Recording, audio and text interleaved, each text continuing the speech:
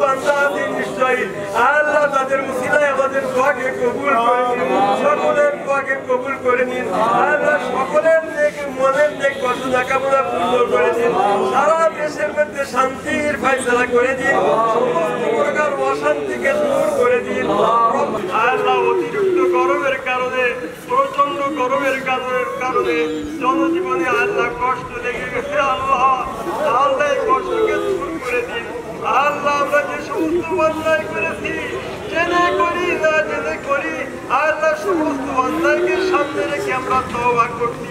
আমরা কুল্লি বালাইয়া ওয়া আযাবিল আখিরা আল্লাহুম্মা ইফতাহ লানা আবওয়াবা রাহমাতিক ওয়া সাহহিল লানা আবওয়াবা রিজকিক।